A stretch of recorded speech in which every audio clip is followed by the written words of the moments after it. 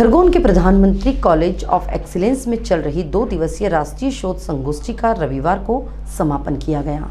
प्रधानमंत्री college of excellence Khargone में आत्मनिर्भर एवं स्वावलंबन भारत विषय पर आयोजित राष्ट्रीय शोध संगोष्ठी का रविवार को सफलतापूर्वक समापन हुआ।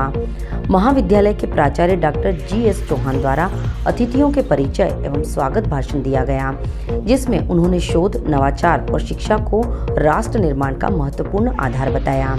संगोष्ठी में देश के विभिन्न राज्यों से आए विषय विशेषज्ञों, प्राध्यापकों एवं शोधार्थियों ने सहभागिता की। सेवानिवृत्त प्राध्यापक डॉक्टर आर.एस. देवड़ा ने कहा कि स्थायी एवं दृढ़ संकल्पित सरकार ही बड़े निर्णय लेकर परिवर्तन कर सकती है।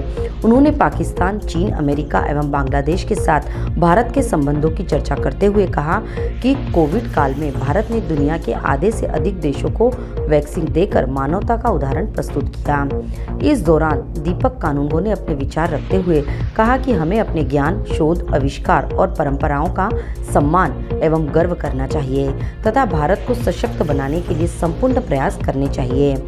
डॉक्टर महेश गुप्ता ने कहा कि वर्तमान समय में पूरी दुनिया व्यापार युद्ध की ओर अग्रसर है, ऐसे में स्वावलंबन अत्यंत आवश्यक है। सेवानिवृत्त प्राध्यापक डॉक्टर नीलकंठ पेंडसे ने राजनीतिक, आर्थिक एवं सामाजिक स्वावलंबन पर जोर देते हुए कहा कि भारत को हम देश नहीं बल्कि राष्ट्र कहते हैं। उन्होंने सौर ऊर्जा को भविष्य की प्रमुख ऊर्जा बताते हुए वर्षा जल संरक्षण और नदियों के वहर्द जाल के माध्यम से सिंचाई सुविधाओं के विस्तार की आवश्यकता पर बल दिया तथा कहा कि राष्ट्र निर्माण में जन भागीदारी जितनी अधिक होगी, भारत उतनी ही तेजी से आत्मनिर्भर बनेगा। कार्यक्रम की अध्यक्षता उच्च शिक्षा विभाग के विशेष कर्तव्यस्थ अधिकारी डॉक्टर जी.आर. गांगले ने की।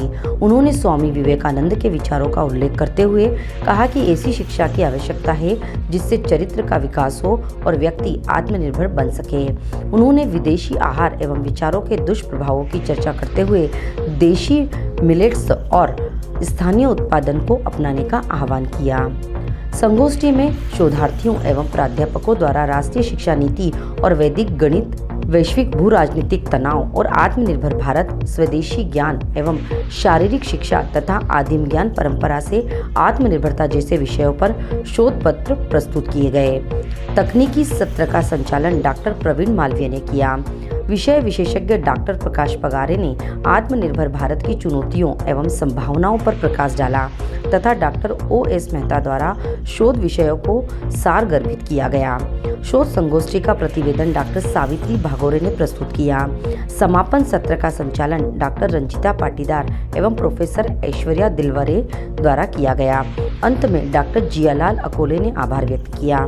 इस अवसर पर doctor S D. Patidar, doctor Thakur, doctor Rajendra Patidar, doctor Rashmi Chauhan सहित महाविद्यालय का समस्त स्टाफ उपस्थित रहा।